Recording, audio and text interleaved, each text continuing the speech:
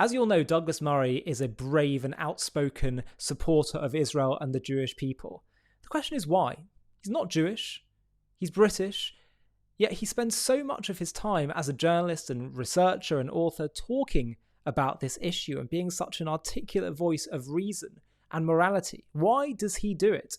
Well, Marissa Streit of PragerU asked him that exact question. This is from an interview that was conducted on the PragerU channel. You can watch the full thing on there. But have a watch of this clip where he's asked this question, because his answer, I think, is really poignant. I'm curious, why are you so interested in Israel? Because you're from the UK. You're obviously not Jewish. Why Israel? Well, lots of reasons. I mean, one is that I've covered a lot of conflicts there and have seen the horrible misrepresentation the country has suffered, always suffers, particularly in wartime.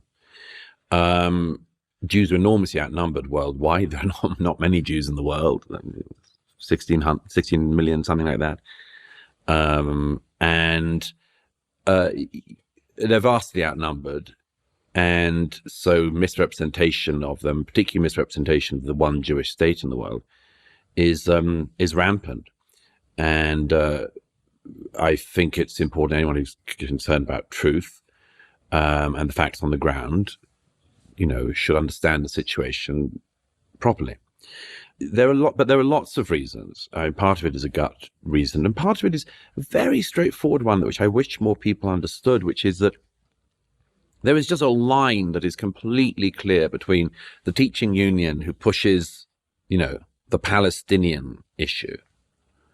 There is a completely clear line between those people and their attitude towards America. It's all on the same continuum.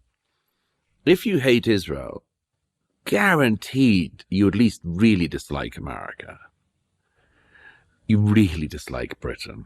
And by the way, I mean, this is proven all the time. I was at the Prime Minister Netanyahu's address to the joint sessions of Congress the other day, and he made a point. I said this in my New York Post column. He made a very important point from the podium that the people who, he said, our enemies are your enemies. Our fight is your fight, and our victory will be your victory. And as he said, the people who hate Israel are also the people who burn the American flag. Now, he made the point very well inside the Congress.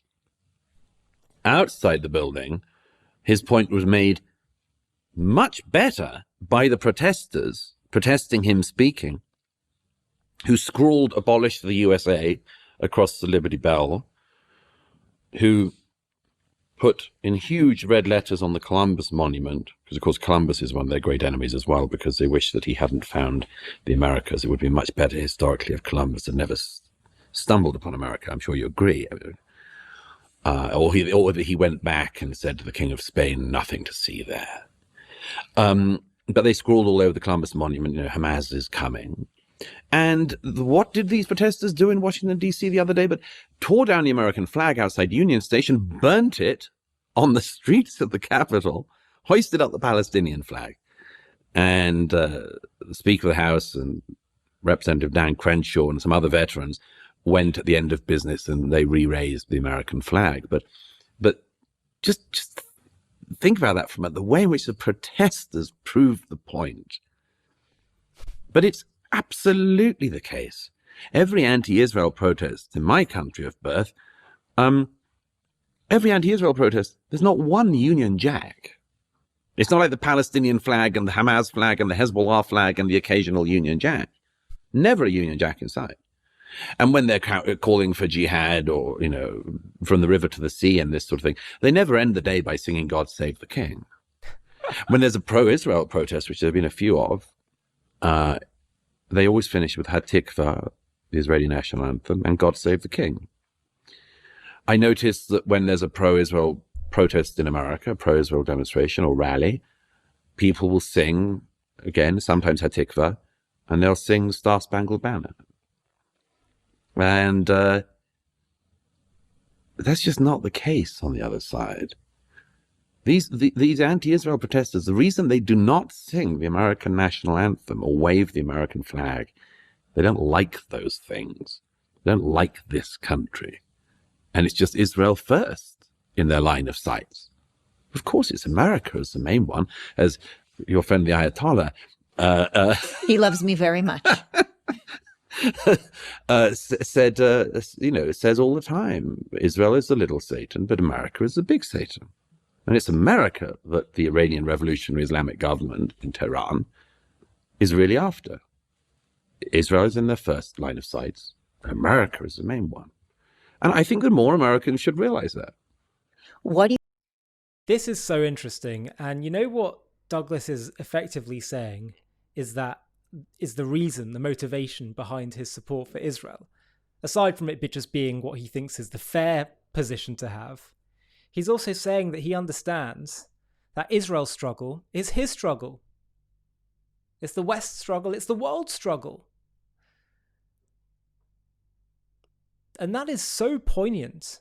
That is so powerful. And from a Jewish philosophical perspective, it is absolutely true that Judaism teaches that we are all interconnected. We all are affected by each other's actions, and we all have a stake in influencing how this world of ours is. And the Jewish people and Jewish philosophy teaches that the Jewish people's mission is a particular mission to bring the voice of God into the world and to bring God's vision for the kind of morality he wishes to see in this world. But it's a job that every single human being has a stake in and understands that whether we help this mission and we are part of it and also partner with God and partner with the Jewish people in that mission or not, that's going to have ripple effects on everyone. We saw Jordan Peterson talking about this in a video that we posted a few weeks ago, where he said the whole world looks to Israel and the Jewish people as, you know, Jerusalem is that holy city, that shining city on the hill, where we look to you and see what kind of story are you, the Jewish people, telling us. We see you surrounded by all these adversarial enemies and challenges. Do you rise to the occasion? What do you do? And what does that mean for us? And what is the impact on us? And what is our relationship with what you're trying to do? Do we support you? Are we against you? How do we feel about that? And what does that mean for our own society? How does that reflect us? God says at the beginning of Abraham's story, at the beginning of the Jewish people's story, I will bless those who bless you and curse those who curse you. And people sometimes see that as a very spiritual kind of approach. Has spiritual implications that saying, you know, you have friendly relations with the Jewish people, then God will bless you, and not, then he will. And while that's true on a deep spiritual level, it's also meant on a sort of more practical, like cause and effect level. That if you have a good relationship with the Jews, you try to model the relationship that God wants them to have with him and his creations, then you too will have a more blessed life. You too will experience more blessing and bring more blessing down to this world. And if you don't, if you're hostile to the message of the God of Israel, then you're naturally going to have more pain, more challenge, more curse. And so Douglas, while he might be talking about it in a more matter-of-fact level, he's actually touching on something very deep, where he's understanding that the whole world has a stake in Israel's story. And how they choose to act can really shape their own societies. And the ripple effects it can have when you turn against Israel, you end up turning against your own countries as well. You burn Israel's flag, you end up burning your own country's flag. Both literally and metaphorically too. You know, I said at the start of this whole war, after October 7th, the big question is not with the Jewish people. The Jewish people will do what they need to do. This is another unfortunate tragedy that's occurred in our long history of tragedies and pain. And yes, we have more to do, more light to bring to this world, but the big question is going to be really on the rest of the world. The Jewish people faced people acting like barbarians. We didn't act like barbarians. Should we despair because we chose to rise to the occasion and fight back in the face of barbarism? Meanwhile, how did the world choose to respond? Will they stand with Israel in a time of need and learn the lessons of the past, where so often people didn't stand with the Jewish people? Or will they be silent in the face of barbarism, or even justify it? Does barbarism depend on the context? In the words of all those presidents of those Ivy League universities. The question's going to be on the rest of the world. And that's what Douglas is really saying here. He understands that Israel's fight is not a fight of hers alone. It's a fight and it's a destiny that encompasses the entire world. Hi, thank you so much for watching. To watch another one, click here. To stay up to date with all our content, click here to subscribe. And if you're able to, you can help support JTV to grow and grow by clicking join below this video, where you can become a member and get perks including early access to videos and private live discussions with me. But most of all, you'll be partnering with us on our mission to change the world.